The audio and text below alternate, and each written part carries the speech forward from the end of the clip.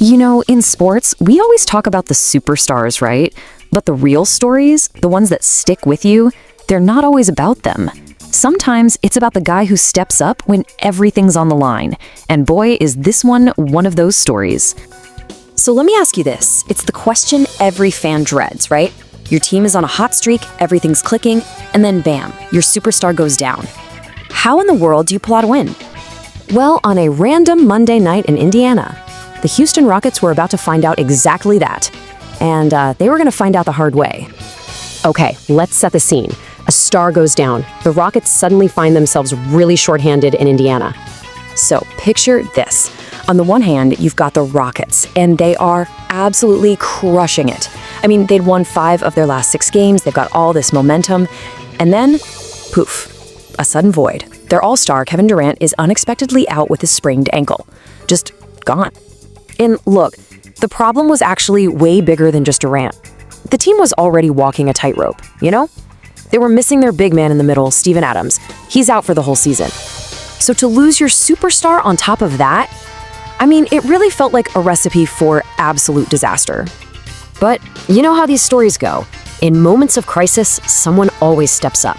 And with the team's back completely against the wall, one guy basically said, "All right, I'll do the heavy lifting." 39. That is how many points Alperen Sengun dropped on him. 39, matching his season high. And this wasn't just him chucking up shots. No, this was a masterclass. He was everywhere. And 16. That's how many rebounds he grabbed. Remember, with Adams out, the boards were supposed to be their biggest weakness. Well, Sengun just stepped right into that void and absolutely owned the glass. Just incredible. So how did he do it? Well, look at this. It's almost poetic. 13 made field goals and 13 made free throws. He wasn't just hanging back shooting jumpers. He was going right at them, attacking the rim, forcing the issue over and over again. He put so much pressure on that defense. Yeah, with the team's stars out, he wasn't just filling in, he was literally putting the entire team on his back and carrying them. But hold on, this was no fairy tale, not yet, because the Indiana Pacers, on their home court, they were not just gonna roll over and let this happen. They thought back, and man, did they fight back hard. Just look at this third quarter. It's a total roller coaster. So Houston comes out, they build up this nice 12-point lead. You're thinking, okay, they got this. But then, bam, the Pacers just go on a furious 9-0 run. The crowd's going nuts.